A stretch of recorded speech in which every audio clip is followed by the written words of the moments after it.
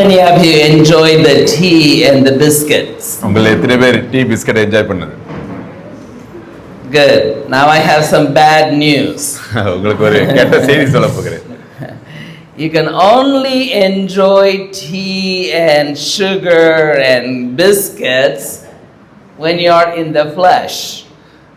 நீங்க உங்களுடைய சரீரத்தில் இருக்கிற வரைக்கும் தான் இந்த டீ பிஸ்கட் இதெல்லாம் சுவைக்க முடியும். That's the good thing and the bad thing. அது ஒரு நல்ல செய்தி, அதே நேரத்தில் ஒரு கெட்ட செய்தியும் கூட. Right? When we are in human flesh, we have what's called pathos. நம்ம சரீரத்தில் இருக்கும்போது pathos என்கிறதான ஒரு காரியம் நமக்கு இருக்கிறது. Desires. நமக்குள்ளாக ஒரு ஆசை, விருப்பம் இருக்கிறது. Right? We enjoy good food. நமக்கு ஒரு நல்ல உணவு பிடித்திருக்கிறது, அதை சாப்பிடுகிறோம். We enjoy pleasurable seats and beds. நமக்கு பிடித்ததான காரியங்களை நாம் அனுபவிக்கிறதா இருக்கிறோம்.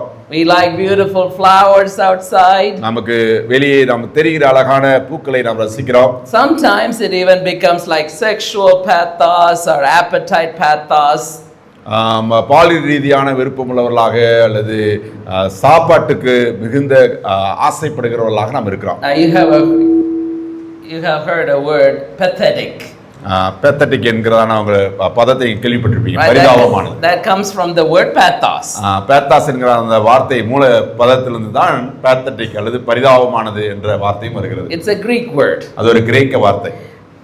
Peter has been talking about suffering, but now he will talk about a kind of suffering that comes from one's own pathos. மாம்ச சிந்தையினாலே மனிதனுக்கு இருக்கிறதான ஆசையினாலே உண்டாகிறதான பாடுகளை குறித்து அவர் பேச இருக்கிறார். Earlier we talked about sufferings that come from outsiders, like people who give us suffering. இதுவரைக்கும் அவர் பேசினது என்ன அப்படின்னா மற்ற நபர்களாலே, ஆண்டவர் அறியாத மற்ற நபர்களாலே நம்முடைய வாழ்வில் வருகிற பாடுகளை குறித்து பேசினார். Or persecutions that cause us sufferings. நாம் கிறிஸ்துவை பின்பற்றுவதனாலே கிறிஸ்துவை அறியாதவர்கள் நமக்கு விரோதமாக செய்கிறதான துன்பங்கள் அல்லது பாடுகளை குறித்து பேசினார். Or status like a slave that endures suffering.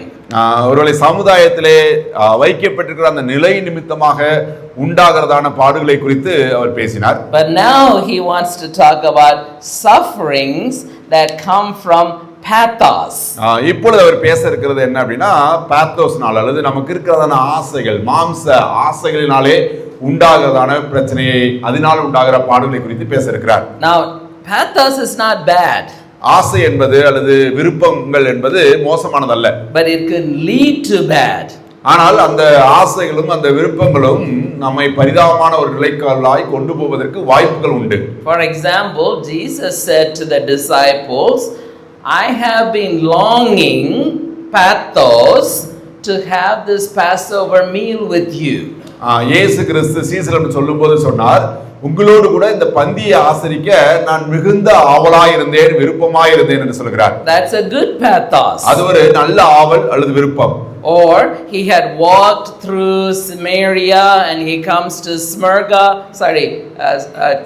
by the well, and he sits and he asks for water because he's been traveling, and that's a good pathos. இயேசு கிறிஸ்து வனாந்தரத்தில் அவர் நடந்து வந்தபடினாலே சமாரியாவில் வந்தபோது அங்கே சமாரிய பெண்மணியிடம் அவர் பேசுகிற அந்த சம்பவத்திலே அவர் களைப்பாக தாகமாய் இருந்ததாக நாம் வாசிக்கிறோம்.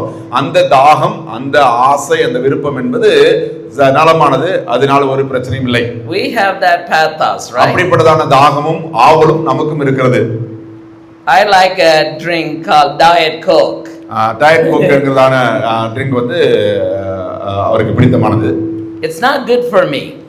அவருக்கு உடலுக்கு அது நல்லதல்ல, ஆனால் குடிக்கிறதுக்கு அவருக்கு பிடிக்கும். But I like drinking it. ஆனாலும் கூட அதை குடிப்பது அவருக்கு ஆசையானது. So I drink it when I'm traveling because Lori is not there to stop me.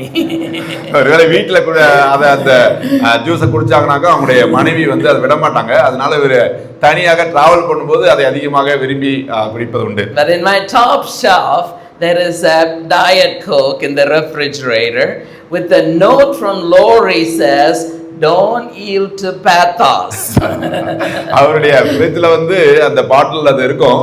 அதுல அவங்களுடைய மனைவி எழுதி வைத்திருப்பாங்க, ரொம்ப ஆசைப்பட்டு அவதிப்படாதீர்கள் என்று எழுதி வைத்திருக்கும். Yeah, Jabba Stephen knows last week I drank about 12 Diet Cokes. ஒருவேளை ஸ்டீபன் கேட்டீங்கன்னா சொல்லுவாரு, கடந்த வாரத்தில் மட்டுமே ஏறக்குறைய ஒரு 12 பாட்டில் அவர் குடித்திருக்கிறார் அந்த diet coke. We all have different pathos. நம்ம எல்லோருக்குமே பல்வேறு காரியங்களிலே ஆசை இருக்கிறது, விருப்பம் இருக்கிறது. I told pastors that I like Indian food, but Indian food doesn't like me. நான் போதகர்களும் சொல்லிக் கொண்டிருந்தேன், எனக்கு இந்திய உணவுகள் ரொம்ப பிடிக்கும், ஆனா அந்த உணவுகள் தான் என்னை பிடிக்காதுன்னு சொன்னேன். Right? Pathos, God put it in our hearts. ஆண்டவர் இந்த ஆசைகளை, விருப்பங்களை நம்முடைய இருதயங்களில் வைத்திருக்கிறார். He put it in our bodies. நம்முடைய சரீரத்தில் அவர் அதை வைத்திருக்கிறார். Now if you use it properly, then it's good. நம்ம அந்த ஆசைகளை நீங்களும் நானும் சரியான விதத்திலே பயன்படுத்தினால் அது நல்லது. But when you use it badly, it could lead to death, which is what James talks about. ஆனால் அதை தவறாக மோசமான விதத்திலே பயன்படுத்துவீரானால் அது நம்மை பரிதாபமான நிலைக்கு கொண்டு சென்றுவிடும். அதனாலே மிகப்பெரிய பிரச்சனைக்குள்ளாக உள்ளாவும். அதை தான் பேதுரு பேசுகிறார். There are two ways to look at pathos. One is to get rid of pathos, but that doesn't happen now. ஒரு விதத்தில் அதுல இருந்து தப்பிக்கணும் அப்படின்னா அந்த ஆசைகளே இல்லாமல் ஆவது. ஆனால் அது இந்த உலகத்தில் இருக்கிற வரைக்கும் அது சாத்தியமே இல்லை. It's not going to happen. அது இப்பொழுது நடக்க போவதில்லை. There have been many, I know there are children, so I try to say it mildly. There have been many theologians who wanted to get rid of their body parts when they were struggling with sexual sin, but after they got rid of the body parts, they realized the sexual sin is still in their head. அநேக இறையியல் வல்லுநர்கள் பாலியல் ரீதியான பாவத்தை நான் செய்யக்கூடாது என்பதற்காக அது சார்ந்த உறுப்புகளை அகற்றிவிட்டால் நான் அந்த பாவத்தை செய்ய மாட்டேன் என்று முயற்சித்திருக்கிறார்கள். ஆனால் முயற்சித்த பின்பாக கூட அவர்கள் அறிந்து கொள்வது என்னவென்றால் அவருடைய சிந்தையிலே இன்னமும் அந்த பாவம் இருக்கத்தான் செய்தது. Now I don't know if this is good news or bad news, but I will categorize it as good news. When we die, those pathos are going to be gone. ஒருவேளை எத்தனை பேருக்கு இது நல்ல செய்தி அல்லது துர்ச்செய்தி என்று தெரியவில்லை. நாம் மரிக்கும் போது, இந்த சரீரத்துக்குள்ளே நாம் மரிக்கும் போது அந்த விதமான பாலியல் ரீதியான ஆசைகள் நம்மை விட்டு இல்லாமல் போய்விடும். Look at verse 1. ஒன்றாம் வசனத்தை பாருங்கள். It says, Jesus suffering in flesh for you and me, he done away with pathos in his flesh that led him to sin. 1-2 வசனங்கள். இப்படி இருக்க கிறிஸ்து நமக்காக மாம்சத்திலே பாடுபட்டபடியால் நீங்களும் வெளிப்பட சிந்தையை ஆயுதமாய் தரித்துக் கொள்ளுங்கள். ஏனென்றால் மாம்சத்திலே பாடுபடுகிறவன் இனி மாம்சத்தில் இருக்கும் காலம் வரைக்கும் மனுஷருடைய இச்சைகளின்படி பிழைக்காமல் தேவனுடைய சித்தத்தின்படியே பிழைக்கத்தக்கதாக பாவங்களை விட்டு ஓய்ந்திருப்பான். Okay, here comes at the very end of verse 2, right? Yeah. Once we die, we no longer have struggle with our pathos. நாம் மரிக்கும் போது இந்த உலகத்திலே நாம் ஆசையோடு இச்சைகளோடு போராடுகிறோம் அல்லவா, அந்த போராட்டத்தை விட்டு ஓய்ந்திருப்போம். Now that kind of makes you sad because you are all hoping to eat a lot more sweets in heaven. உங்களை இந்த செய்தியை சொல்லும் போது உங்களுக்கு வருத்தமா இருக்கும். ஏனென்றால் பரலோகத்தில் போய் இதை விட நல்ல நல்ல ஸ்வீட் எல்லாம் சாப்பிடலாம் என்று நீங்கள் யோசித்துக் கொண்டிருப்பீர்கள். My dad always says this. He's 94 years old and highly diabetic. He says I'm going to go to heaven and have sugar. சாருடைய தகப்பனாருக்கு வந்து பாத்தீங்கன்னா 94 வயதாகுது. அவர் வந்து சர்க்கரை வியாதியினால அவர் அதிகமாக அவதிப்படுகிறவர். அதனால அவர் சொன்னாரு, இங்க எனக்கு எந்த ஒரு இனிப்பு நீங்க கொடுக்க மாட்டீங்க, நான் பரலோகத்துக்கு போகும்போது நிறைய இனிப்பு சாப்பிடுவேன் என்று சொல்வார். Bad news, he's not going to have such desires in his new body. ஆனால் அவர் மரித்து உயிரோடு கூட எழுந்திருக்கிற அந்த நாளிலே இப்ப எப்படி இனிப்பை சாப்பிட வேண்டும் என்ற ஆவல் இருக்கிறதோ அப்படிப்பட்டதான ஆவல் அவருக்கு இருக்காது. Bad news for me, no more Diet Coke.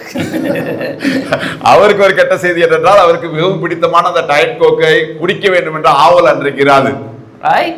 It is in some way a bad news, but if you are struggling with the sin that is driven by pathos, then it's a good news. இந்த விதமான காரியங்கள் நமக்கு கிடைக்காது, அதையெல்லாம் சுவைக்க முடியாது என்று நினைப்பது ஒருவேளை கடினமான காரியமாக இருந்தாலும் ஒரு சந்தோஷமான காரியம் என்னவென்றால் நம்மை பாவத்துக்கு உட்படுத்துகிற அந்த மனுஷீக இச்சைகளும் நாம் மரிக்கும் போது நம்மை விட்டு ஒளிந்து போகும். There are sins in my life and there are sins in many people's lives. The good news is the day we die, we don't have to worry about those sins anymore. They don't bother us.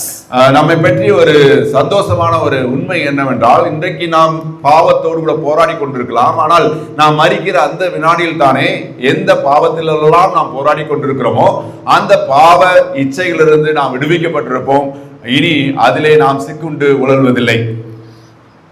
Whoever dies in the flesh no longer struggles with pathos in the afterlife. மாம்சத்திலே மரிக்கிற ஒவ்வொரு நபரும் அவருடைய மரணத்துக்கு முன்பாக இப்படிப்பட்டதான ஆசை இச்சைகளினாலே அவர்கள் அல்லாடுவதில்லை. அது எல்லாத்தை விட்டும் அவர்கள் ஓய்ந்திருப்பார்கள். Jesus had that happen to him on the day he resurrected. இயேசு கிறிஸ்து உயிரோடு கூட எழுந்தபோது என்ன நடந்தது என்று நாம் அறிவோம். Until that day, from the day he was a baby till the day he died, he had pathos. He had all kinds of desires. But the day he resurrected, all the pathos stopped.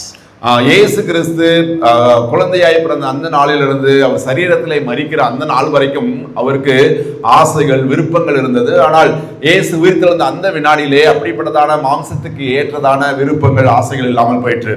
In a way we can say he was only tempted till the day of his death. இன்னொரு வார்த்தையை சொல்லுவோமானால் அவர் மரண பரியந்தம் சோதிக்கப்பட்டார், அல்லது அவருடைய மரணம் சந்திக்கிற வரைக்கும் தான் அந்த சோதனை. அதுக்கு முன்பாக அந்த சோதனை இல்லை. After resurrection, no sin, no temptation. நாம் மரிக்கிற பின்பாக நமக்கு எந்த ஒரு சோதனையும் இல்லை, எந்த ஒரு வீழ்ச்சியும் இல்லை, எந்த ஒரு இச்சையும் இல்லை. Now Peter wants us to have the same attitude that Jesus had. In verse 1 we heard him say, arm yourself with the same attitude. ஒன்றாம் வசனத்தில் சொல்கிறார், கிறிஸ்து நமக்காக மாம்சத்திலே பாடுபட்டபடியால் நீங்கள் அப்படிப்பட்ட சிந்தையை ஆயுதமாக தரித்துக் கொள்ளுங்கள். And he also says, do not live the rest of your earthly lives with human desires. Another word for pathos. But rather do God's will. இனி மாம்சத்தில் இருக்கிற நாள் வரைக்கும் மனுஷனுடைய இச்சையின்படி அல்லது ஆசைகளின்படி விருப்பங்களின்படி நீங்கள் பிழைக்காமல் தேவனுடைய சித்தத்தின்படி பிழைத்து பாவங்களை விட்டு ஓய்ந்திருங்கள். Now that's a bad news. இங்கே அவர் சொல்லுகிற காரியம் வந்து கேட்பதற்கு கடினமான காரியம். Right? Because Jesus doesn't have the same flesh after resurrection, so he has no longer pathos, but we still have the same flesh, and Peter wants us to imitate Jesus after his resurrection. இயேசு கிறிஸ்து மரிக்கிற வரைக்கும் அவருக்கு அந்த ஆசைகள் விருப்பங்கள் இருந்தது. ஆனால் அவர் மரித்த பின்பாக அதெல்லாம் இல்லாமல் போயிற்று. ஆனால் பேதுரு என்ன சொல்கிறார் என்றால், நீங்கள் மாம்சத்தில் இருக்கிற போதே இயேசு கிறிஸ்து உயிர்த்தெழும் போது அவர் எவ்வாறு இப்படிப்பட்ட இச்சைகள் அற்றவராக இருந்தாரோ அப்படிப்பட்டவர்களாக நீங்கள் இப்பொழுதே இருங்கள் என்று சொல்கிறார். That's hard to do. அது மிக கடினமானது. Right? I mean, forget the simple pleasures of life, but think about serious sins that we are tempted by.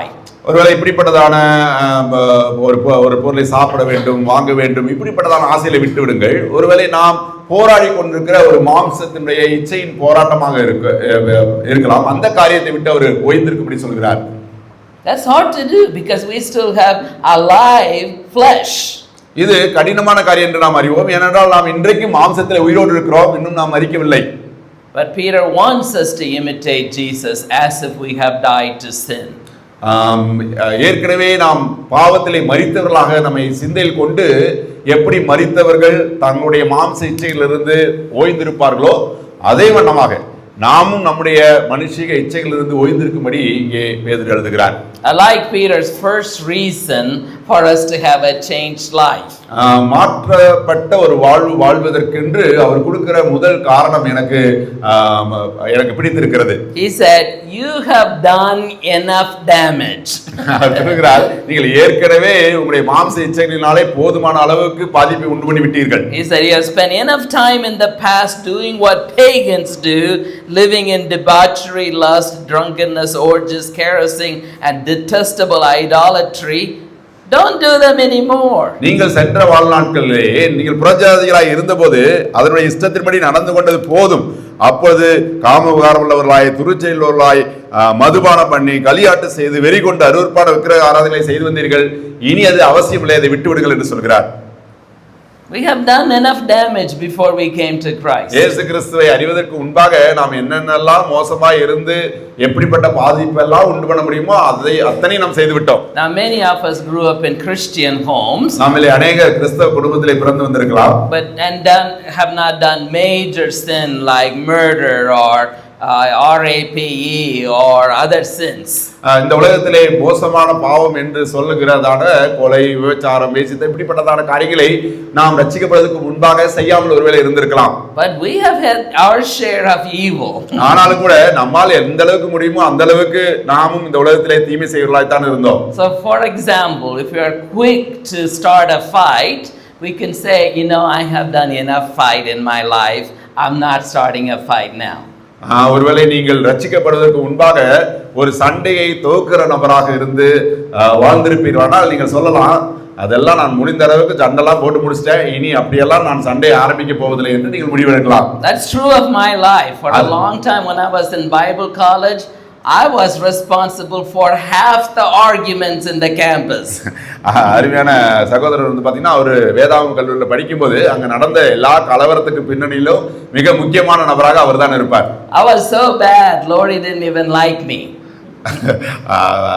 அவங்களுடைய மனைவிக்கு வந்து அவரை பிடிக்காம போற அளவுக்கு அவர் மோசமானவராக இருந்தார். But now when people start arguments with me, I don't usually get into it.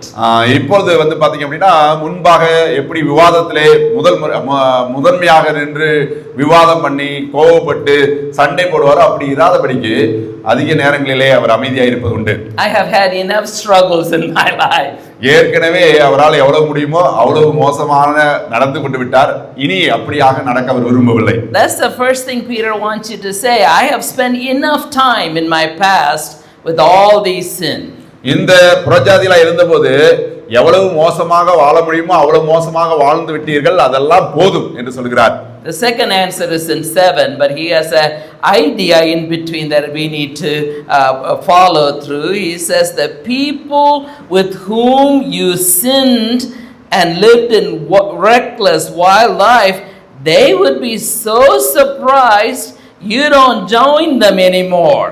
நீங்கள் அவிசுவாசிகளாய் இருந்தபோது நீங்கள் அசுத்தமான காரியங்களை செய்தவர்களோடு கூட உழன்று கொண்ட அந்த நாட்களிலே நீங்கள் செய்த காரியங்கள் எல்லாம் இன்றைக்கு நீங்கள் விட்டு விட்டதை அவர்கள் பார்த்து அவர்கள் ஆச்சரியப்படுவார்கள். They would say, hey, he used to come with us when we threw rocks at animals, but now he's not joining us. நம்மளோட சேர்ந்து விலங்குகளை கல்லவிட்டு எறியவனாக மோசமான காரியங்களை எல்லாம் செய்து கொண்டு இந்த நபர் இப்பொழுது அப்படியெல்லாம் இல்லை என்று ஆச்சரியப்படுவார்கள். They will say, where is that guy that used to come with us when we went drinking? He's no longer with us.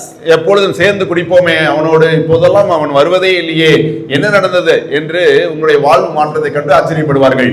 They will be surprised, and he goes on to say, they will be surprised to the point they want to hear the gospel.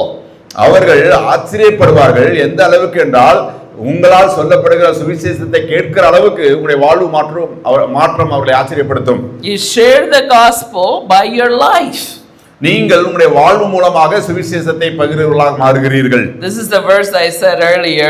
There's another verse in Peter that has even more than previous one, more than 250 interpretations. இந்த இப்ப நம்ம பேசுகிற இந்த வேத பகுதியும் கூட 200க்கு மேற்பட்டதான விதமாக விளக்கம் கொடுக்கப்படுவது உண்டு. The reason is it says this is why the gospel is preached to those who are now dead. அதனாலே தானே மரித்தவர்களுக்கும் சுவிசேஷம் பிரசங்கிக்கப்படுகிறது என்று சொல்கிறார். So there are some people, and you will laugh at this, there are some people that believe we need to go to tombstones and preach the gospel. இன்றைக்கும் கூட ஒரு சிலர் இவ்வாறு நம்புகிறார்கள். செத்து போய் அடக்கம் பண்ணப்பட்ட கல்லறையில் மத்தியிலே போய் செத்து போய் இருக்கிறவர்களுக்கு பிரசங்கம் பண்ணுவது அவசியம் என்று சொல்லுகிறவர்கள், அதை செய்கிறவர்கள் இருக்கிறார்கள். Another way to probably understand this passage is that you by your life preach the gospel to them regardless of whether they die or live. That's between God and them. அவங்க சொல்றது என்ன அப்படின்னா, அவர்கள் மரித்தார்களா உயிரோடு இருக்கிறார்களா என்பதெல்லாம் முக்கியமானதல்ல. யாரு அவங்க என்ன நிலைமையில இருந்தாலும் சரி, அவங்க செத்தாங்க பிழைச்சாங்கன்றதெல்லாம் நீங்க யோசிக்க தேவையில்லை. எல்லோருக்கும் சுவிசேஷம் சொல்வது நம்முடைய கட்டாயம், அதனால செய்ய வேண்டும் என்று சொல்கிறார்கள். Our lives, especially if we were from a sinful life like Peter's audience, and it had suddenly changed, that raises curiosity with our friends who used to do the same sins with us, and they are still continuing, but we are not joining them anymore. நாம் ஒருவேளை மோசமான பாவங்களை செய்கிற நபராக, ஒருவேளை பேதுரு எழுதுகிற அந்த ஆடியன்ஸ் எப்படி இருந்தாங்களோ அதே வண்ணமாக மோசமான வாழ்வை வாழ்ந்து கொண்டு திடீர்னு ஒரு நாள் இயேசு கிறிஸ்துவை அறிந்த நிமித்தமாய் வாழ்வு மாற்றமடைந்து அவர்கள் அந்த மாற்றத்தை கண்டு அவருடைய நண்பர்கள் ஆச்சரியப்படுவார்களானால் அவர்கள் சுவிசேஷத்தை கேட்பதற்கு அது அஸ்திபாரமாக மாறிவிடுகிறது.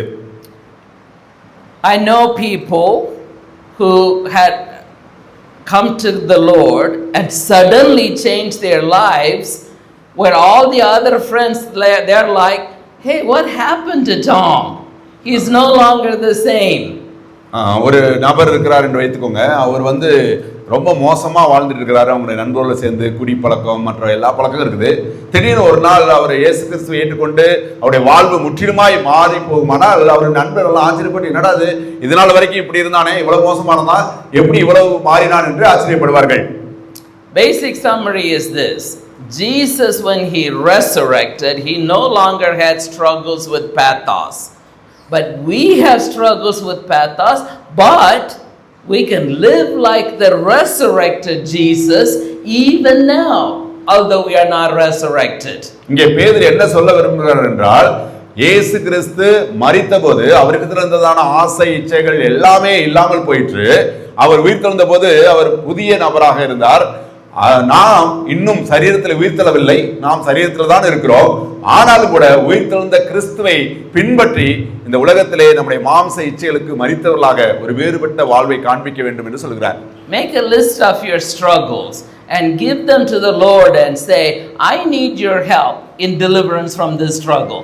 உங்களுடைய வாழ்க்கையிலே எந்த காரியங்கள் எல்லாம் நீங்கள் போராடி கொண்டிருக்கிறீர்களோ அதையெல்லாம் எழுதி ஆண்டவருக்கு முன்பாக, ஆண்டவரே, இந்த விதமான மாம்ச இச்சைகளை நான் போராடி கொண்டிருக்கிறேன், உயிர்த்தெழுந்த உம்முடைய வாழ்வை நான் இந்த காரியங்களிலே ஆண்டவரே பிரதிபலிக்க உதவி செய்யும் என்று நாம் கேட்கலாம். Yeah, don't try to fight your pathos alone, you would lose.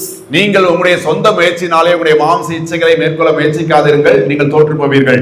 The first reason to conquer pathos is because we have done enough damage. நாம் ஏன் நம்முடைய மாம்ச இச்சைகளின்படி நடக்கக்கூடாது என்றால், நாம் ஏற்கனவே அதன்படி நடந்து போதுமான அளவுக்கு பாதிப்பை உண்டு பண்ணிவிட்டோம், அது போதும். The second reason is the end is almost near. இரண்டாவது காரணம் என்னவென்றால், முடிவு சமீபமாய் இருக்கிறது, நெருங்கி இருக்கிறது. And therefore we need to stay alert, sober mind and pray. அதனாலே எல்லாவற்றுக்கும் முடிவு சமீபமாய் இருக்கிறது. 7ஆம் வசனம், ஆகையால் தெளிந்த புத்தியுள்ளவர்களாய் இருந்து ஜெபம் பண்ணுவதற்கு ஜாக்கிரதை உள்ளவர்களாய் இருங்கள். My mom used to say this verse all the time to tell me that I should not be doing secret sin. ஒருவேளை ரகசியமான பாவத்தை எதையும் அவர் செய்து விடக்கூடாது என்பதற்காக சாருடைய தாயார் அடிக்கடி சொல்லுவாங்க, முடிவு எல்லாவற்றுக்கும் முடிவு சமயமாயிருச்சு, அதனால நீ என்ன செய்யணும், விழிப்போடு இருக்க வேண்டும் என்று சொல்வார்கள். There were many, but I'll give you one example. அநேக உதாரணங்கள் இருக்கிறது, ஒன்றை நான் சொல்லட்டும். She was against me going to cinemas. Cinema தியேட்டர்ல போய் படம் பார்க்கிறது அவங்களுடைய தாயாருக்கு பிடிக்காது. She would always say, what if Jesus comes and you are in a cinema theater?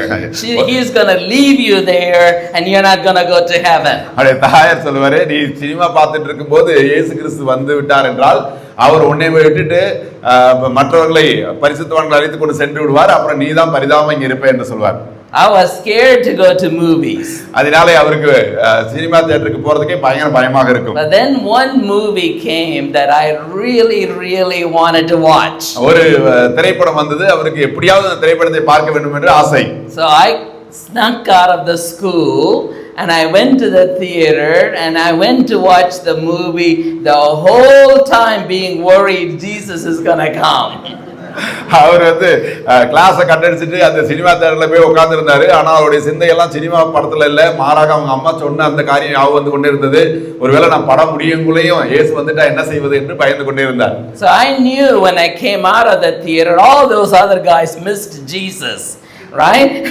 So I rode my bicycle all the way home and I said, Mom, did Jesus come? அதனால அவரு cinema முடிச்சுட்டு வெளியே வரும்போது இவரோட இருந்த எல்லா நண்பர்களுமே கைவிடப்பட்டுட்டாங்கன்னு அவர் ஒரு முடிவு பண்ணிட்டாரு. அதனால வேகமா சைக்கிள் எடுத்துட்டு வீட்டுக்கு போய் அவங்க அம்மாவை பார்த்து, அம்மா இயேசு வந்துட்டாரா என்று கேட்டார். And she said no. And I was very happy. அவங்க அம்மா இயேசுன்னு வரல சொன்ன உடனே அப்பாடா நல்ல வேளை வரல என்று சமாதானப்படுத்தி கொண்டார்.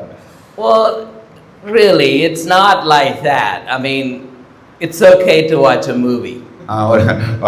அந்த மாதிரி நீங்க பயந்து போய் இருக்க வேண்டிய அவசியம் இல்லை. But at the same time, it is very important that we don't indulge in sin, pathos. Instead, we devote time to prayer. நீங்கள் உங்களுடைய மாம்ச இச்சைகளுக்கு அதிகமாக இடம் கொடுக்காமல் மாறாக நீங்கள் விழிப்புள்ளவர்களாக இருந்து ஜெபம் பண்ணுவதற்கு ஜாக்கிரதையாக இருக்க வேண்டும். It will be amazing if Jesus does come and he finds you praying. நீங்கள் ஜெபித்துக் கொண்டிருக்கும் போது இயேசு கிறிஸ்து வருவானாலும் அது சந்தோஷமான காரியம் தானே. Right, that's a good thing to do. அது ஒரு நல்ல காரியம் நீங்கள் செய்யலாம். But if you're not a good prayer warrior, learn to love each other deeply. நீங்கள் ஜெபம் பண்ண அதிகமாய் அறிந்து கொள்ளாதவர்களாக இருப்பீர்களானால் நீங்கள் சேர்ந்து ஜெபிக்க கற்றுக்கொள்ளுங்கள். It says love covers a multitude of sins. நீங்கள் அதிகமாய் அன்பு கூற கற்றுக்கொள்ளுங்கள். Because it covers a multitude of sin. ஏனென்றால் நீங்கள் அன்பு திரளான பாவத்தை மூடும் என்று வேதம் சொல்கிறது. Peter says it covers a multitude of sin, which comes from Proverbs. But James says you even rescue people from fire by loving the sinner. இங்கே அன்பு திரளான பாவத்தை மூடும் என்று சொல்லி நீதிமொழிகளிலிருந்து அவர் சொல்கிறார். ஆனால் யாக்கோபு சொல்லும்போது சொல்கிறார், நீங்கள் ஒரு விதத்தில் அன்பு செலுத்தும் போது அவர்களை நீங்கள் ஆக்கினை தீர்ப்பிலிருந்து தப்புவிக்கிறீர்கள் என்று சொல்கிறார். When I was about 12 years old, I did something nobody should do. I stole from a blind people. 12 வயதா இருக்கும்போது யாருமே செய்ய துணியாத ஒரு காரியத்தை அவர் செய்தாரு. என்னன்னா ஒரு காரியத்தை கண் தெரியாத நபரிடமிருந்து திருடி விட்டார். My mom was the principal of a blind school. அவருடைய தாயார் ஒரு பிளைண்ட் ஸ்கூல்ல முதல்வராக இருந்தார்கள். They had an acoustic guitar. அவங்க பாத்தீங்கன்னா அக்கஸ்டிக் கிட்டார் இருந்துச்சுங்க. My sister had an acoustic guitar. அவங்களுடைய சகோதரிட்ட ஒரு அக்கஸ்டிக் கிட்டார் இருந்தது. But I wanted an electric guitar. ஆனால் அவருக்கு ஒரு எலக்ட்ரிக் கிட்டார் வாங்கணும்னு ஆசை. And so I went and talked to the guy who had a guitar shop. Guitar ஷாப்ல இருக்கிற நபர்ட்ட போய் அவர் பேசினாரு. And I said to him, I don't have money, what can I do? And he said, bring 2 acoustic guitars and I'll give you 1 electric guitar. அவர்ட்ட போய் எனக்கு ஒரு electric guitar வாங்கணும் ஆசையா இருக்கு, என்ன பண்ணனும் தெரியல, எனக்கு காசு இருக்குன்னு சொன்னபோது அவர் சொன்னாரு, 2 acoustic கிட்டாரை நீ எடுத்துட்டு வா, நான் உனக்கு ஒரு எலக்ட்ரிக் கிட்டார் தருகிறேன்னு சொன்னார். So I took my sisters and the blind people's acoustic guitar, sold it and got my electric guitar. அவர் என்ன பண்ணாரா, அவருடைய சகோதரியுடைய கிட்டாரையும் அந்த கண் தெரியாத பார்வையற்றவர்களுடைய அவங்க பயன்படுத்தி கொண்ட அக்யூஸ்டிக் கிட்டாரையும் எடுத்துட்டு ரெண்டை கொண்டு போய் அந்த கடையில கொடுத்துட்டு எலக்ட்ரிக் கிட்டார் வாங்கிட்டு வந்துட்டார். Now my sister didn't remember she had a guitar. அவருடைய சகோதரிக்கு அவங்க கிட்ட அப்படி ஒரு கிட்டார் இருக்கதே அவங்களுக்கு தெரியாது, அதனால பிரச்சனை இல்லை. But the blind people did. They were searching everywhere for their guitar. அந்த கண் தெரியாத நபர்கள் அந்த கிட்டார் எங்கேயாச்சும் இருக்குன்னு சொல்லி அவர்கள் தேடிக்கொண்டே இருந்தார்கள். Remember, they can't see, but they are searching. அவர்களால் பார்க்க முடியாது, ஆனால் அவர்கள் வைத்த இடங்களில் எல்லாம் தேடிக்கொண்டிருக்கிறார்கள். They even asked me. I said, no, I have not seen your guitar. அவங்க இவர்ட்ட கூட கேட்டாங்க, நீங்க பாத்தீங்களா அப்படின்னு. அவர் சொல்லிட்டாரு, அதெல்லாம் நான் பார்க்கவே இல்லை என்று சொல்லிவிட்டார். But one man saw what I did. His name is Mr. Prince. Mr. Prince சொல்லி ஒரு நபர் பாத்தீங்கன்னா இவர் என்ன செஞ்சாரு அப்படின்னு சொல்லி அவர் பார்த்துட்டு இருந்திருக்கிறார். He went to that store.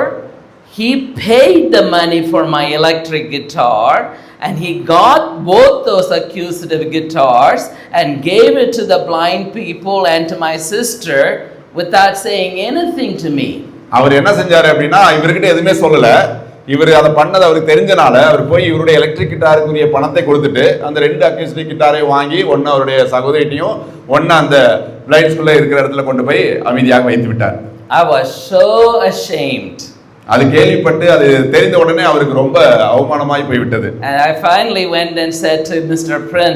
Prince, you know I stole the guitars. அவர் போய் அந்த பிரின்ஸ் சொன்னாரு, எனக்கு தெரியுது நான் என்ன பண்ணேன்னு உங்களுக்கு தெரிஞ்சிருச்சுன்னு சொல்லிட்டு. And he said, I know you did, that's why I paid it back, but I have a request for you. you never steal again. அவர் சொன்னாரு, நீ தான் செஞ்சேன்னு எனக்கு தெரியும், ஆனால் நான் யார்கிட்டயும் அதை சொல்லல. ஆனா நான் உன்கிட்ட ஒண்ணு சொல்ல விரும்புறேன், நீ ஒருபோதும் யாருடைய கிட்டாரையும் திருடாத என்று சொன்னார். I have never stolen again. அவர் சொன்னபடி அதுக்கப்புறம் அவர் ஒரு நாளும் திருடினதில்லை. Yeah, he covered my sin. அவர் பாத்தீங்கன்னா இவருடைய பாவத்தை அவர் மூடிவிட்டார். But in the process, he taught me a very valuable lesson: never to sin again, steal again. ஆனால் அவர் செய்த அந்த செயலின் மூலமாக ஒரு உன்னதமான பாடத்தை எனக்கு கற்றுக் கொடுத்தார். இனி ஒருபோதும் நான் அதை திருடக்கூடாது என்று சொல்லி அதை நான் கற்றுக்கொண்டேன். Sometimes we are so quick to make a judgment that we forget that love can cover sin. நாம் ஒரு சிலர் பாவம் செய்யும் போது அல்லது ஒரு காரியத்தை செய்யும் போது உடனடியாக அவர்களை குற்றப்படுத்துவதிலே நாம் முந்திக் கொள்கிறோம். அநேக நேரங்களிலே நாம் அன்பு செலுத்தி அவருடைய பாவத்தை மூடுவதன் மூலமாக அவர்களை ஆண்டவருக்கு ஏற்ற வண்ணமாக ஆதாயப்படுத்தி கொள்ள முடியும் என்பதை மறந்து விடுகிறோம். It's not that we agree with their sin. அவங்க செய்யறதை நீங்கள் ஒத்துக்கொள்கிறீர்கள் என்ற அர்த்தம் அல்ல. Right? Mr. Prince told me what I did was wrong. அந்த பிரின்ஸ் என்கிறதான சகோதரர் பாத்தீங்கன்னா அவர் செய்ததான தவறை நேரடியாக நீ செய்து தவறு என்று சொன்னார். But he only wanted us to know, not my mom, not the school, not my sister. அவர் செய்த அந்த காரியத்தை அவர் பார்த்ததை போய் அவங்களுடைய தாயாரிடமோ அல்லது அந்த ஸ்கூல்ல இருக்க பிள்ளைகளிடையோ அவருடைய சகோதரிடையோ போய் இவர்தான் திருடினார் என்று வெளியரங்கமாக்கவில்லை.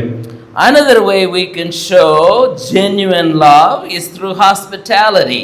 இரண்டாவது விதமாக நம்முடைய உண்மையான அன்பை காண்பிக்கிற விதம் என்னவென்றால் உபசரித்தல். Verse 9. 9வது வசனம். Now I want to say something about hospitality. உபசரிப்பை குறித்து ஒரு காரியத்தை நான் சொல்லட்டும். We think usually like our friend comes in, our cousins come in, we hold them in our house, we give them nice biryani and we send them off and we call that hospitality. நம்ம பொதுவா என்னன்னு சொல்றோம் அப்படினா உபசரிப்பு அப்படினா நம்ம சொந்தக்காரங்க வீட்டுக்கு வர்றாங்க, நமக்கு தெரிந்தவர்கள் வருகிறார்கள், அவர்கள் எல்லாம் உபசரித்து அவங்களுக்கு சாப்பாடு நல்ல பிரியாணி எல்லாம் செஞ்சு கொடுத்து அவங்க தங்குறதுக்கு வசதி எல்லாம் செஞ்சு கொடுத்து இந்த காரியங்களை பொதுவாக நாம் உபசரிப்பு என்று எண்ணுகிறோம். That is one form of hospitality. அது உபசரிப்பினுடைய ஒரு விதம் அவ்வளவுதான். But the biblical hospitality comes from two words: philo, love, xeno. Love for a stranger, someone you don't know. ஆனால் வேதத்தின்படியான உபசரிப்பு என்று சொன்னால் அது இரண்டு வார்த்தையிலிருந்து வருகிறது, philo and xeno என்று சொல்லி. அப்படி என்றால் அன்பு செலுத்துதல் யாரிடம் என்றால் அந்நியரிடம். நீங்கள் யார் என்றே அவங்களுக்கு தெரியாது, ஆனால் அவர்களை உபசரிப்பது தான் வேதத்திலே சொல்லப்பட்டிருக்கிற உபசரிப்பு. One day Abraham is sitting under a tree and three people come that he had never met them. Abraham ஒரு நாள் ஒரு மரத்தடியில் அமர்ந்திருக்கிறார். அப்பொழுது அவர் ஒருபோதும் சந்தித்திராத மூன்று நபர்கள் அவரை நோக்கி வருகிறார்கள். He said, "Stay here until I feed you," and then he goes to the flock, picks the best flock, runs to the cook and says, "Make a nice mutton curry," and then runs to his wife and says, "Make some chapati," and then he feeds them, people he did not know at all. Abraham தனக்கு தெரியாத அந்த மூன்று நபர்கள் வந்தபோது அவர் ஓடி சென்று அவரை அழைத்து, இங்கே கொஞ்ச நேரம் இளைப்பாருங்கள், உணவருந்தி விட்டு செல்லுங்கள் என்று சொல்லி அதே வேகத்தோடு ஓடி நல்ல கொழுத்த ஆட்டை அடித்து நல்ல பிரியாணி செய்து விட்டு அப்புறம் அவருடைய மனைவிட போய் சப்பாத்தி இதெல்லாம் செய்து வைமா, மூன்று பேர் வந்திருக்கிறார்கள் என்று அவர்களை தான் யார் என்றுமே தெரியாத தங்களுக்கு அறிமுகமே இல்லாத நபர்களை அவன் உபசரித்தான். அதுதான் உண்மையான உபசரிப்பு. That is philoxeno, love for a stranger you don't know. அதுதான் philoxeno என்று சொல்வது. நீங்கள் யார் என்று அறியாத அந்நியரிடத்திலே நீங்கள் உபசரிப்பது, அவர்களை ஏற்றுக்கொள்வது. In modern day that would be like taking care of the refugees. நம்ம வார்த்தையில சொல்லுவோமானால், இன்றைய காலத்துக்கு பொருத்தமாய் சொல்லுவோமானால், ஒருவேளை ஊர் விட்டு ஊர் நாடு விட்டு நாடு வந்து அடைக்கலம் இல்லாத நபர்களை ஏற்றுக்கொண்டு உபசரிப்பது. That we practice that a lot in India. இந்தியாவிலே நம் பொதுவாக நிறைய இடங்களில் செய்யப்படுவது உண்டு. There's a store in Ooty. When we lived there, every time I went to get a nail, a paintbrush, the man will sit down and make me have a cup of tea before he gave me the nail or the paintbrush. எப்பொழுதெல்லாம் ஊட்டி ஸ்டோருக்கு ஒரு சில நேரத்தில் போகும்போதெல்லாம் அவங்க பார்த்தீங்கன்னா யாரும் தெரியாத போதும் கூட அவர்கள் உபசரிப்பார்கள். They give us tea to drink. ஒரு காஃபி கொடுப்பாங்க. In Nagaland, it doesn't matter whose house you go in, the minute you walk in, they'll give you a cup of water to drink. நீங்கள் எந்த வீட்டுக்குள்ளாக நீங்க எந்த வீட்டுக்குள்ள நீங்கள் போனாலும் நீங்கள் யார் என்ன என்று தெரியாதவர்களாக இருந்தாலும் போன உடனே அவர்கள் உபசரிக்கும்படியாக தண்ணீர் கொடுப்பார்கள். But Peter would say, practice that more. அவர் சொல்கிறார், நீங்கள் இந்த விதமான அந்நியரை உபசரிக்கிற காரியத்தை நீங்கள் தொடர்ந்து நடைமுறைப்படுத்திக் கொண்டே இருங்கள். Because when you love and you practice hospitality, all of a sudden your pathos for yourself diminishes and your love for the other people increases. நீங்கள் அப்படி செய்து கொண்டே இருக்கும்போது, யார் என்றே தெரியாதவர்களை நீங்கள் உபசரிக்கும் போது, உங்களுக்கென்று நான் இதெல்லாம் என் வாழ்க்கையில் இதெல்லாம் செய்யணும், எனக்கு இதெல்லாம் வேணும் என்று உங்களை குறித்ததான அந்த மாம்ச ஆசையானது குறைந்து மற்றொரு மேலே நீங்கள் வைத்திருக்கிற அன்பு பெருகும். You can pray, நீங்கள் ஜெபிக்கலாம், you can love, நீங்கள் அன்பு கூறலாம், you can show hospitality, நீங்கள் முறுமுறுப்பில்லாமல் ஒருவர் உபசரிக்கலாம். All of this will increase your passion for other people and away from your passion for sin. நீங்கள் இப்படி நீங்க செய்யும்போது உங்களுடைய விருப்பங்கள், உங்களுக்குள்ளாக இருக்கிறதான வாஞ்சைகள், பாத்தோஸ் என்று சொல்லப்படுகிறதான விருப்பங்கள் உங்களுக்கானதாக இருக்காது, மாறாக மற்றவருடைய நன்மைக்கானதாக இருக்கும். There's one more thing. இன்னும் ஒன்றையும் கூட சொல்கிறார், practice spiritual gifts. உங்களுடைய ஆவிக்குரிய வரங்களை பயன்படுத்துங்கள். Now Peter doesn't use that word, that is Paul's words. அது பவுலுடைய வார்த்தை தான் அது. But look at what Peter says, each of you should use whatever gift you have received to serve others as faithful stewards of God's grace in its various forms. If anyone speaks, they should do so as one who speaks the very words of God. If anyone serves, they should do with the strength God provides, so that in all things God may be praised through Jesus Christ. To him be glory forever and ever. Amen. 10-11 வசனங்களை, அவனவன் பெற்ற வரத்தின்படியே நீங்கள் தேவனுடைய பற்பல கிருபையுள்ள ஈவுகளை பகிர்ந்து கொடுக்கும் நல்ல உக்கிரானக்காரரை போல ஒருவருக்கொருவர் உதவி செய்யுங்கள். ஒருவன் போதித்தால் தேவனுடைய வாக்கியங்களின்படி போதிக்க கடவன். ஒருவன் உதவி செய்தால் தேவன் தந்தரும் பலத்தின்படி செய்ய கடவன். எல்லாவற்றிலேயும் இயேசு கிறிஸ்து மூலமாய் தேவன் மகிமைப்படி செய்வீர்களாக. அவருக்கே மகிமையும் வல்லமையும் சதா காலங்களையும் உண்டாயிருப்பதாக. ஆமென். There is speech gifts, there are action gifts. நம்முடைய வரங்களிலே பேச்சு வரங்கள் இருக்கின்றன, செயல் வரங்கள் இருக்கின்றன. Some of them we do it as when it's speech gifts, we do it as if we are speaking God's words. அந்த பேச்சு வரங்களிலே நாம் தேவனுடைய வார்த்தைகளை ஜனங்களிடத்திலே பேசுகிறோம். When it is serving gifts, we do it for the benefit of the other people. நாம் நம்முடைய செயல் வரங்கள் உடையவர்களாக இருக்கும்போது அதை மற்றவர்களுடைய ஆசீர்வாதத்துக்காக நாம் அதை பயன்படுத்துகிறோம். So let me summarize what I said about pathos. இந்த pathos என்று சொல்கிறதான இந்த விருப்பம், ஆசையை பற்றி நான் இவ்வாறு சொல்லட்டும். Jesus struggled with pathos until he died and resurrected. இயேசு கிறிஸ்து மரித்து உயிர்த்தெழுகிற அந்த நாள் வரைக்குமாக தன்னிடத்தில் இருந்ததான அந்த பாத்தாஸ் என்கிறதான அந்த ஆசை, அந்த விருப்பங்களினாலே அவர் ஆட்கொள்ளப்பட்டிருந்தார். We will also have pathos till we die and resurrect. நாமும் மரித்து உயிரோடு எழுகிற நாள் வரைக்கும் நமக்கும் அந்த ஆசைகளும் விருப்பங்களும் இச்சைகளும் இருக்கும். But we can stop it for several reasons. நாம் இப்பொழுதே இயேசு கிறிஸ்து உயிர்த்தெழுந்த பின்பு எவ்வாறு அந்த பாத்தோஸ் இல்லாதவராக இருந்தாரோ அதே வண்ணமாக நாம் இப்பொழுதே இருக்க முடியும். அதற்கு சில காரணங்கள் இருக்கின்றன. Number one, we can say to ourselves, we have done enough damage, so we are not going to do it again. முதலாவது, நான் ஏற்கனவே செய்ய வேண்டிய மோசமான காரியங்கள் எல்லாம் செய்து விட்டேன், அதுவே போதும், அதனால் உண்டான பாதிப்புகளே போதும் என்ற மனநிலையோடு கூட அதை நாம் விட்டொழிக்க வேண்டும்.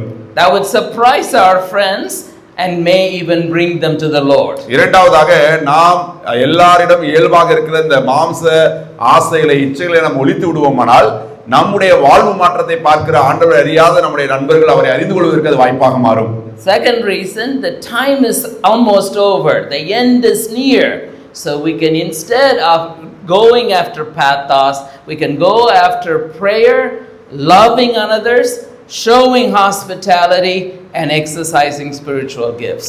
இரண்டாவதாக, எல்லாவற்றுக்கும் முடிவு சமீபமாக இருக்கிறபடினாலே நாம் விழிப்புள்ளவர்களாய் ஜெபிக்கவும், எல்லாரிடத்திலும் அன்பு கூறவும், எல்லாரையும் உபசரிக்கவும், நம்முடைய ஆவிக்குரிய வரங்களை பயன்படுத்தவும் செய்வோம். Now so far we have been talking about pathos suffering.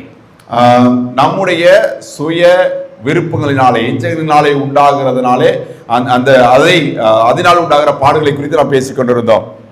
Now Peter moves to another kind of temptation, which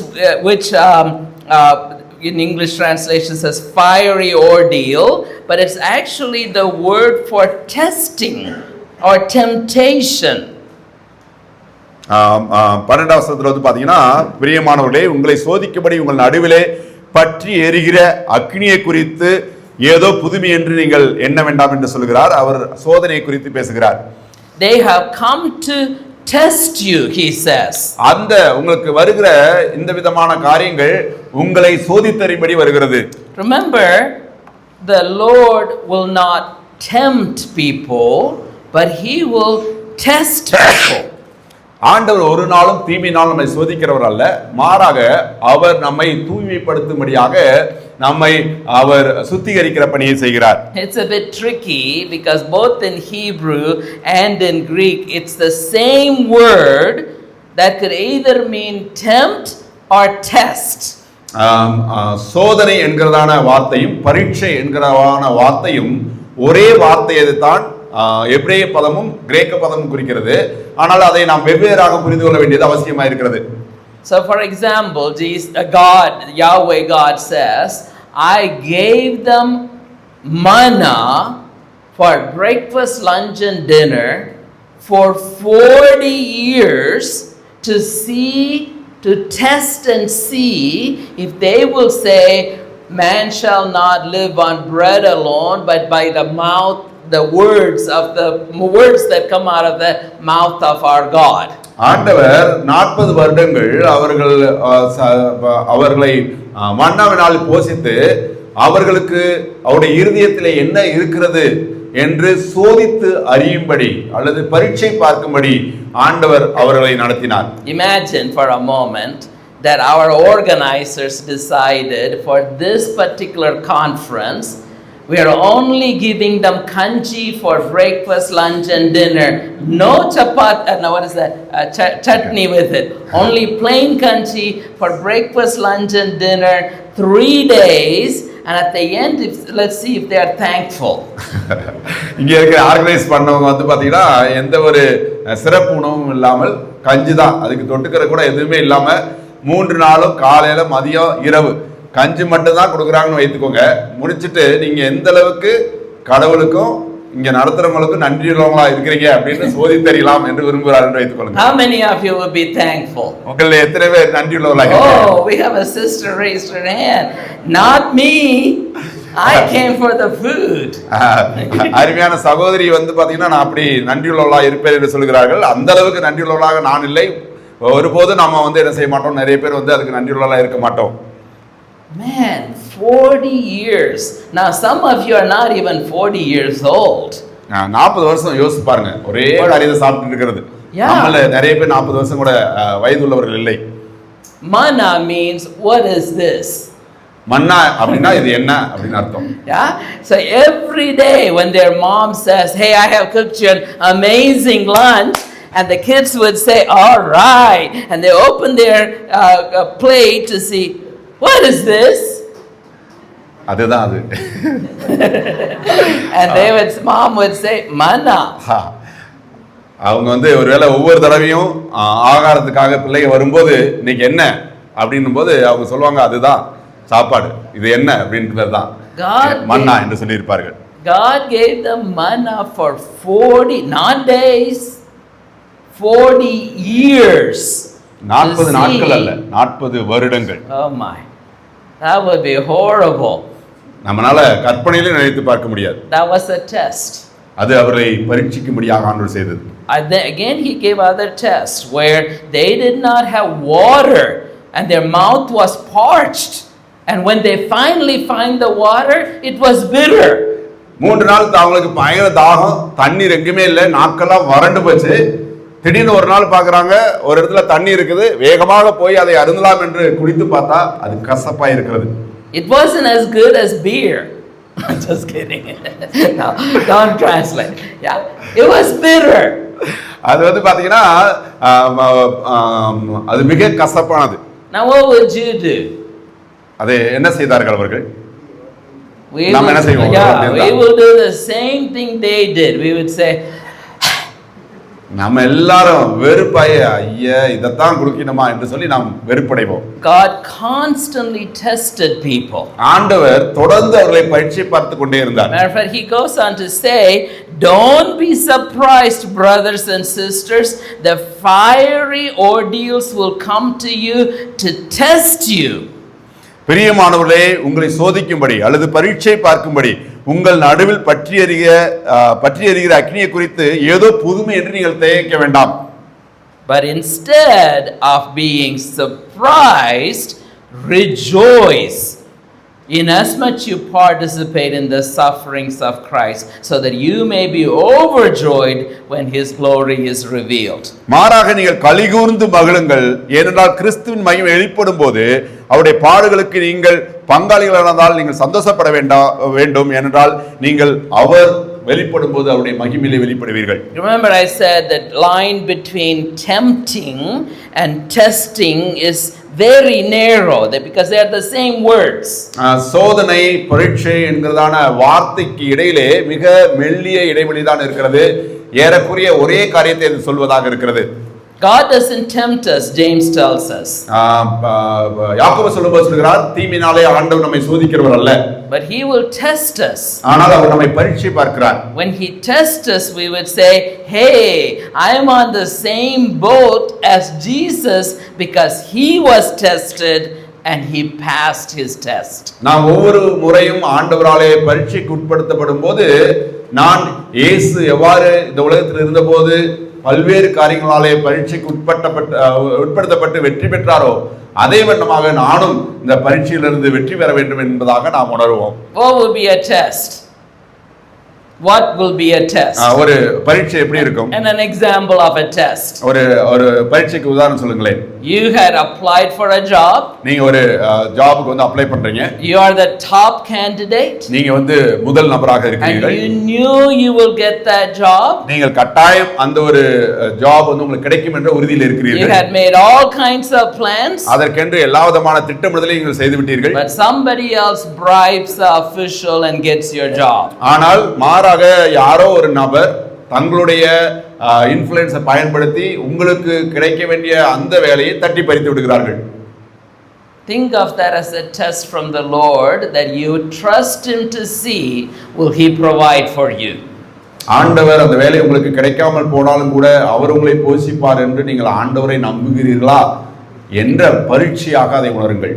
He will provide. அவர் உங்களுக்கு போஷிப்பார். Right? He is able to take care of all of our needs, even in a corrupt society. இந்த வீழ்ந்து போன அல்லது மோசமான இந்த சமுதாயத்திலே நமக்கு எதிராக காரியங்கள் செய்யப்பட்டாலும் கூட ஆண்டவர் நம்மை போஷிப்பதற்கு உண்மையுள்ளவராய் இருக்கிறார். Yes, there's another temptation that will come, test that will come to us. We will be insulted because of the name of Christ. And that when that happens, consider ourselves blessed, for the spirit of glory and God rest with us. நமக்கு வருகிற இன்னொரு பரீட்சை என்னவென்றால், கிறிஸ்துவின் நிமித்தமாக நீங்கள் நிந்திக்கப்படுவீர்கள், மற்றவர்களை கேலி செய்வார்கள். அந்த நேரத்திலே நீங்கள் அந்த பரீட்சையை மகிழ்ச்சியோடு ஏற்றுக்கொண்டு அதன் மூலமாக அதிலே நாம் வெற்றியாளர்களாய் மாற வேண்டும். Right? So when sufferings come, don't immediately panic. பிரச்சனைகள் அல்லது போராட்டங்கள் அல்லது பரீட்சை நமக்கு வரும்போது அதை கண்டு பயப்பட வேண்டாம். It may be a test from God to see how strong our faith is. நமக்கு வருகிற அந்த பாடுகள் ஒருவேளை தேவனாலே அனுமதிக்கப்பட்டதான பரீட்சைகளாய் இருக்கக்கூடும்.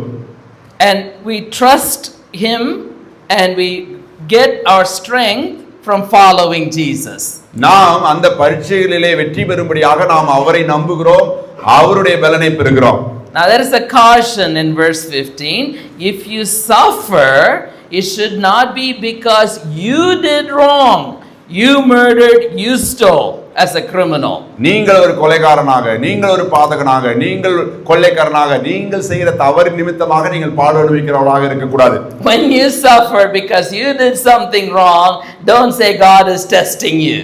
நீங்க ஒரு தப்பு செஞ்சு அதனால ஒரு பிரச்சனை வந்துச்சுன்னா ஆண்டவர் என்னை பரீட்சிக்கிறார் என்று சொல்ல வேண்டாம். No, he didn't do it. You did it to yourself. நீங்கள் தான் உங்களுடைய பிரச்சனைக்கு காரணமாக மாறி இருக்கிறீர்கள். I have a phrase, I'll pass it on to you. Self-inflicted. அதாவது தனிப்பட்ட முறையிலே தான் பாதிக்கப்பட்டதாக சொல்லுது. With our sons, I always differentiate between the trouble that they are in, either self-inflicted trouble, then I don't try to help them. They need to get out on their own. அவருடைய பிள்ளைங்க பாத்தீங்கன்னா ஒரு சில நேரத்துல அவங்க செய்யற தவறான காரியங்களினாலே பிரச்சனை அவளுக்கு உண்டாச்சுன்னா சகோதரர் அதுக்கு போய் ஹெல்ப் பண்ண மாட்டாரு. ஏன்னா அது அவங்களால ஏற்படுத்தப்பட்ட பிரச்சனை, அது அவங்களே தான் பார்த்துக்கொள்ள வேண்டும். The same way I think God doesn't help us when we are in self-inflicted trouble. நாம் நம்முடைய சுய இச்சையினாலே விருப்பங்களினாலே ஆண்டவருக்கு விரோதமான காரியங்களை செய்து அதனாலே பாடு உண்டானால் அதற்கு ஆண்டவர் உடன் இருக்க மாட்டார். அதனுடைய பாடுகளை நாம் அனுபவிக்கத்தான் வேண்டும். Ultimately he may help us, but he would want us to learn our lesson for the mistakes that we made. நாம் தவறு செய்யும்போது ஆண்டவர் நம்மை மன்னிக்கிறார், நம்மை ஏற்றுக்கொள்கிறார் என்பது உண்மையா இருந்தாலும் கூட அந்த தவறுக்கேற்ற தண்டனையை நாம் அனுபவிக்கும்படி அவர் அனுமதிக்கிறார். அதன் மூலமாக கற்றுக்கொள்ளும்படி பாடங்களை கற்றுக்கொள்ளும்படி நமக்கு செய்கிறார். But in verse 16 Peter says, but if you suffer as a Christian innocently, don't be ashamed, but praise God that you bear his name. ஒருவன் கிறிஸ்தவனாய் இருப்பதினால் பாடுபட்டால் நீங்கள் வெட்கப்பட வேண்டாம், அது நிமித்தம் தேவனை மகிமைப்படுத்த கடவன்.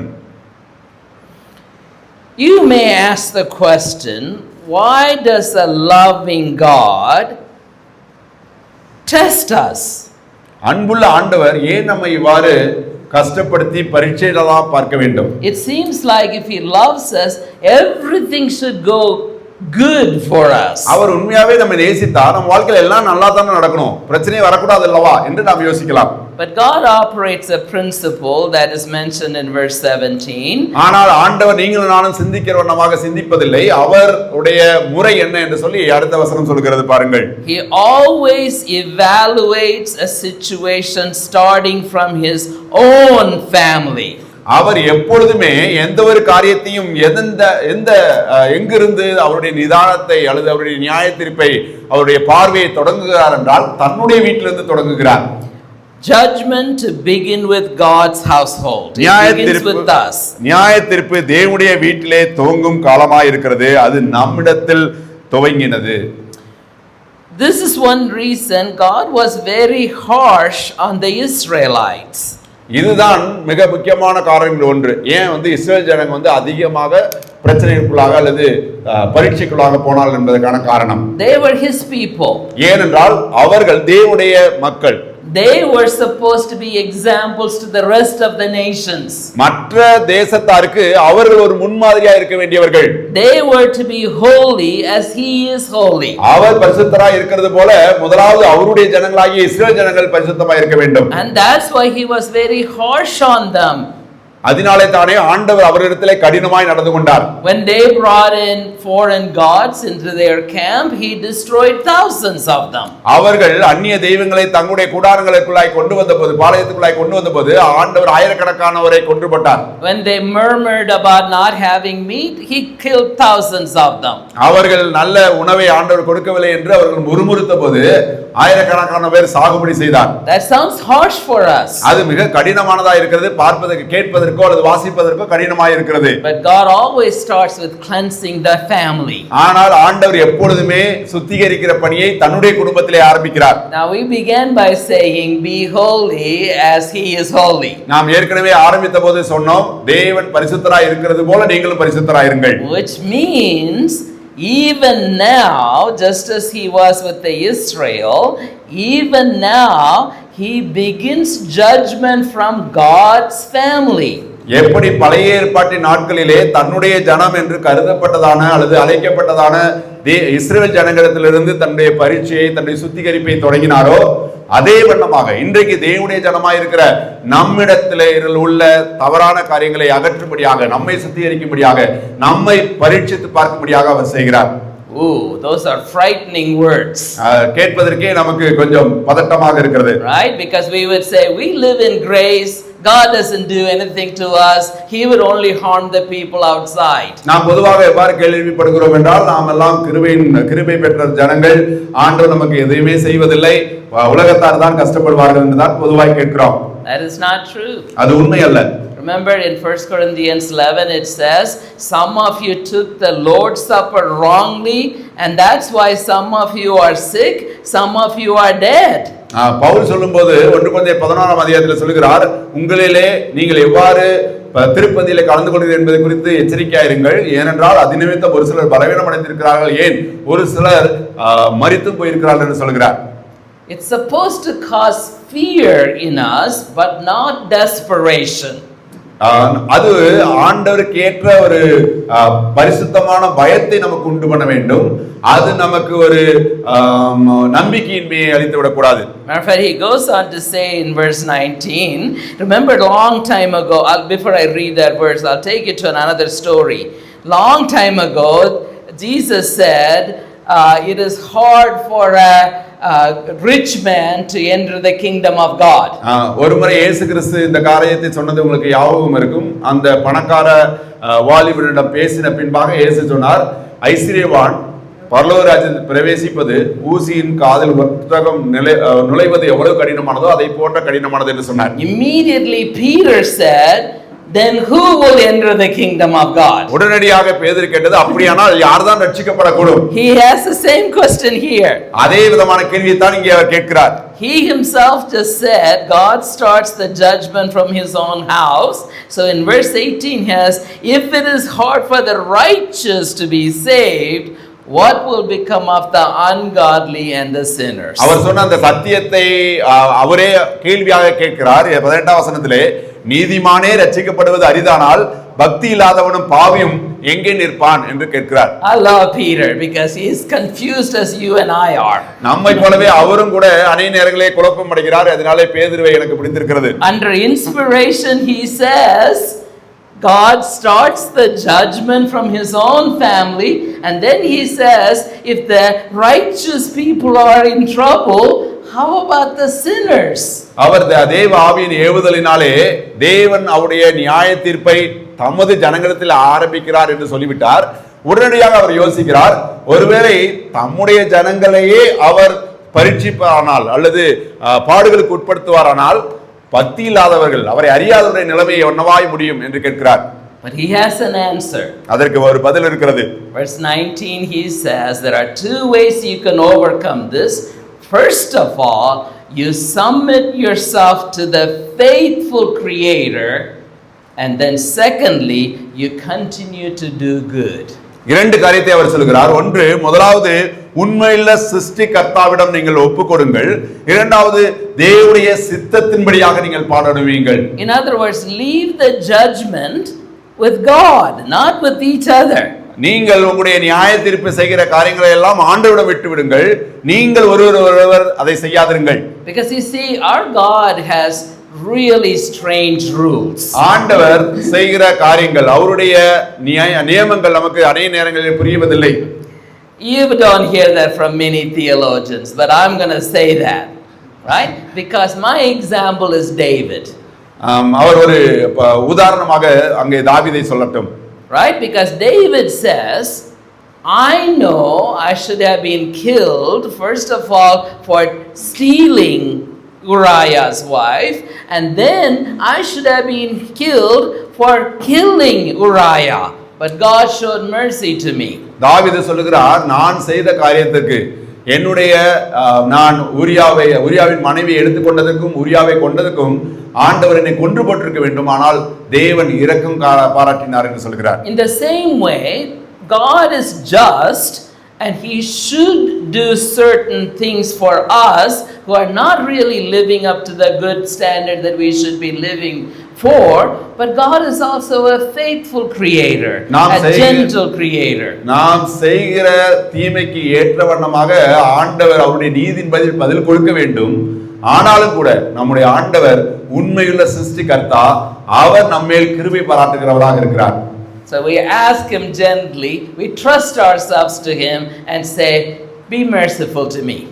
நாம் ஆண்டவரை கேட்க வேண்டியது என்னன்னா, ஆண்டவரே என்னுடைய செயலுக்கு ஏற்ற நியாய தீர்ப்பை செய்யாமல் என்மேல் இரக்கமாயிரும் ஆண்டவரே என்று கேட்கலாம். But at the same time we continue to do good. அதே நேரத்திலே தொடர்ந்து தேவ சித்தத்தின்படி நாம் நன்மை செய்வர்களாய் இருக்கும்படி அழைக்கப்படுகிறோம். Okay, we talked about two kinds of test that comes to us. நமக்கு வருகிற இரண்டு விதமான பரீட்சையை குறித்து நாம் பேசினோம். One, pathos test. ஒன்னு வந்து பாத்தீங்கன்னா நம்முடைய சுய இச்சையினாலே விருப்பங்களினாலே உண்டாகிறதான சோதனை. Second, test.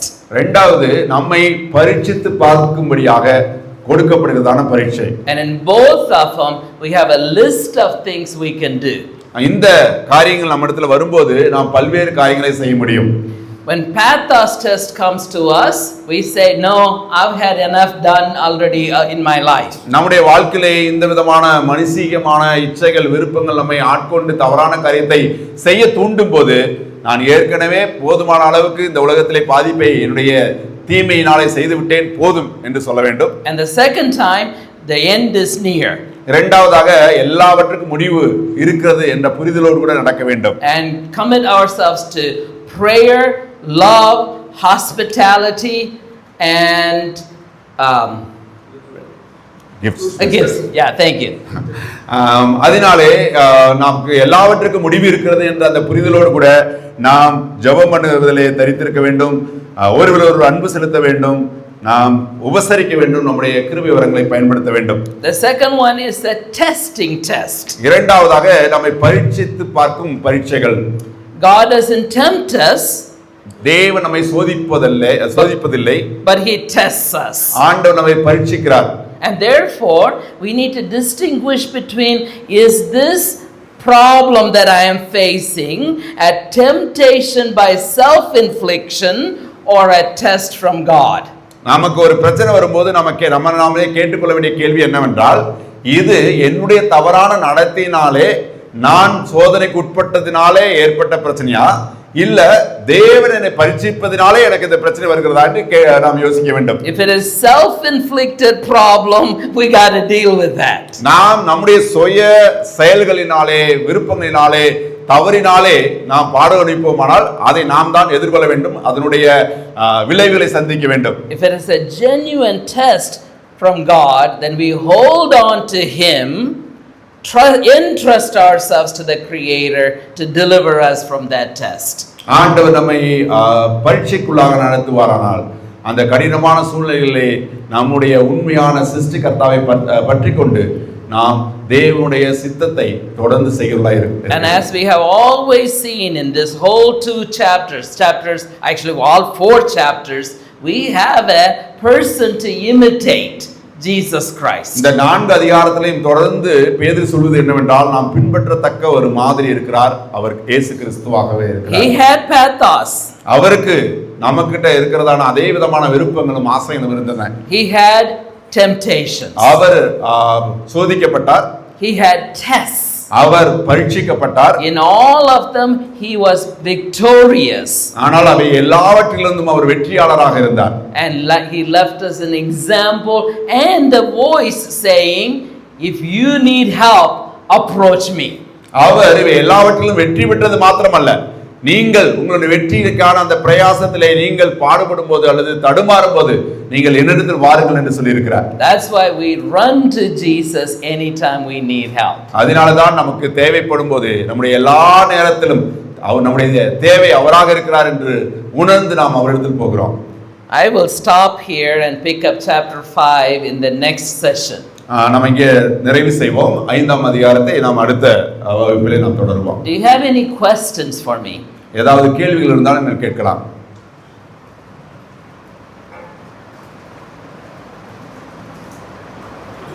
Man, either I am so clear or you are so confused.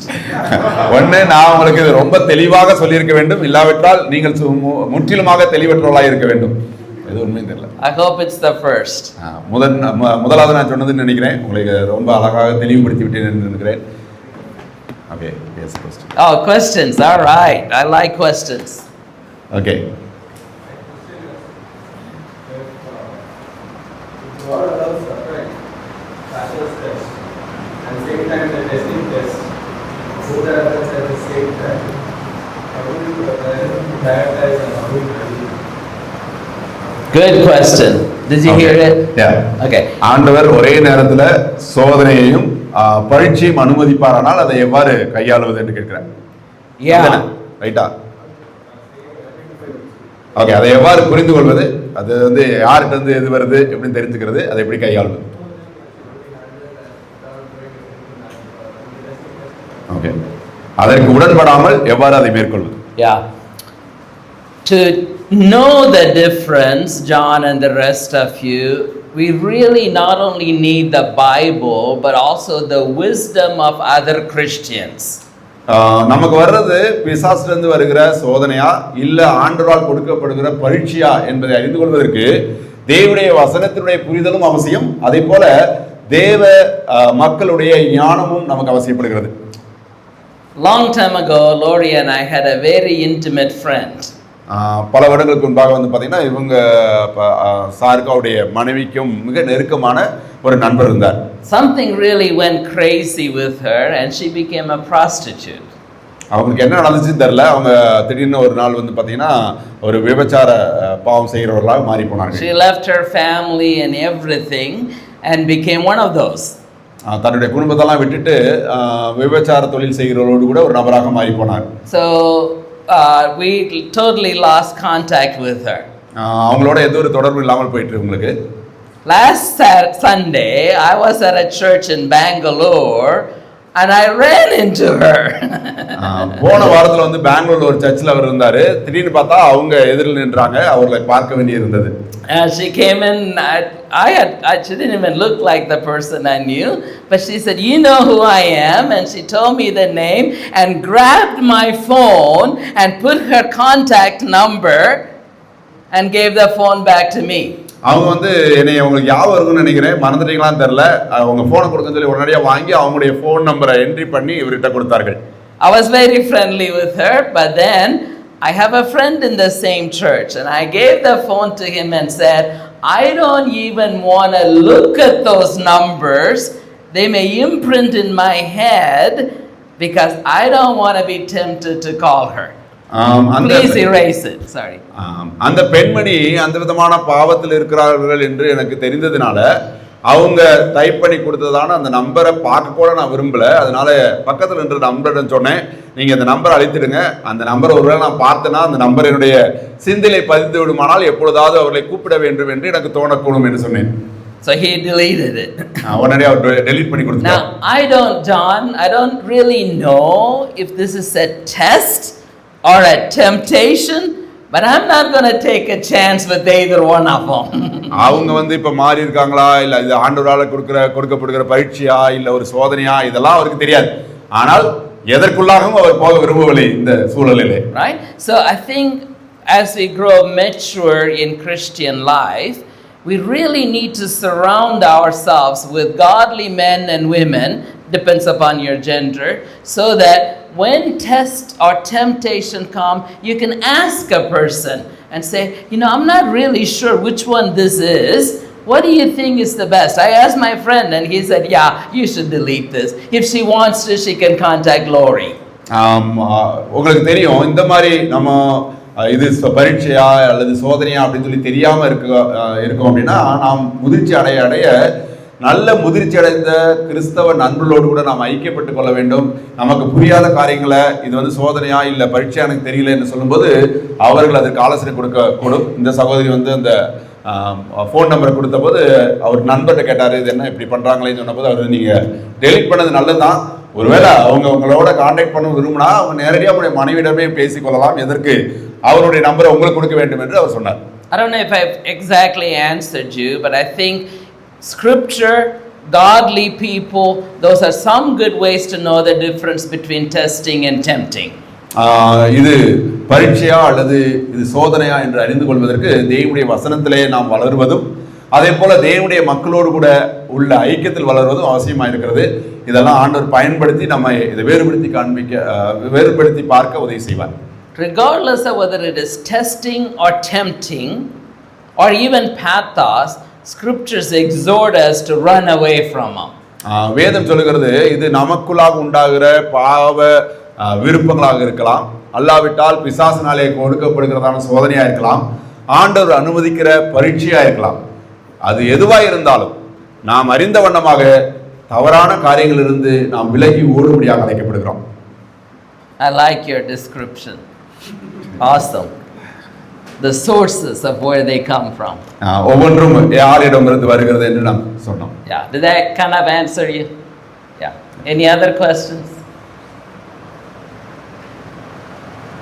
You want me to predict what's for lunch? Kanji. நீங்கள் கேட்ட செய்தியை நீங்கள் நடைமுறைப்படுத்துவதற்காக கஞ்சி ஆயத்தமா இருக்கிறது என்று நினைக்கிறேன்.